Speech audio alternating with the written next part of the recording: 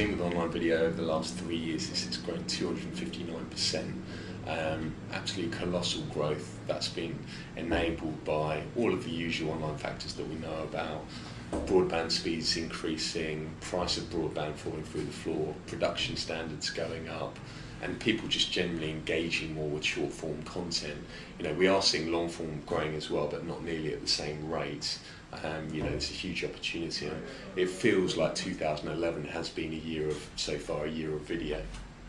So I'd probably come at it from a different perspective. I think that we didn't explicitly focus on incremental reach, but that's partly because consumers told us in our research that video online is getting closer and closer to TV anyway, so the consumer behaviours were similar. So people are choosing by genre as TV is consumed and also bought by.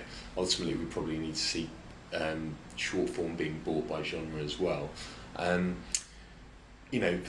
The quality of the content, there's no difference between premium short form and premium short forms where the advertising opportunity is very little on the UGC end of it.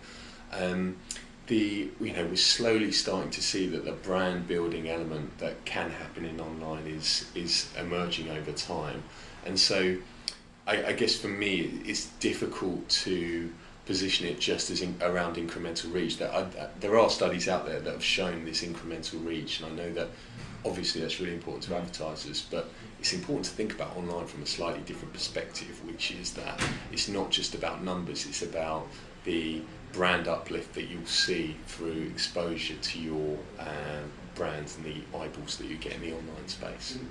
I think part of the issue about why pre-roll isn't as big as it is in the online space is partly around actually the planning cycle as well, and how if you really want an effective pre-roll and you want something that is specialist and relevant to the digital space, you need to think about it earlier on in the process, and to change the process and put that nearer the start would be the ideal, but obviously changing a planning cycle doesn't just happen like that. So I think that's kind of at the core of why it hasn't moved over as fast as it did.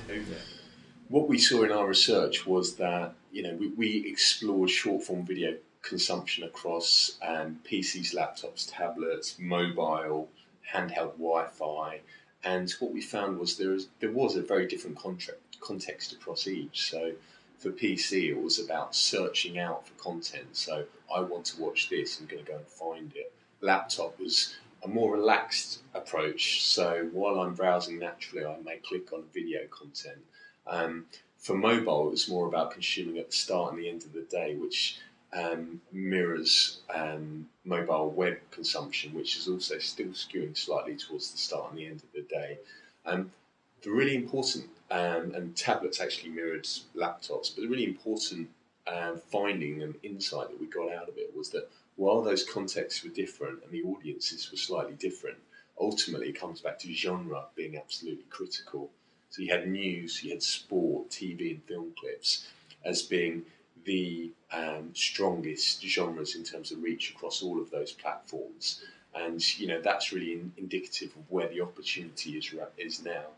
I think over time that may change, and you may see other genres, as we talked about in the discussion, other genres punching through when their production coordination has maybe stepped up a gear and means that there's more video around that specific genre coming into the market. But the device's insight is very much around the importance of genre and how that mirrors what's happening in TV.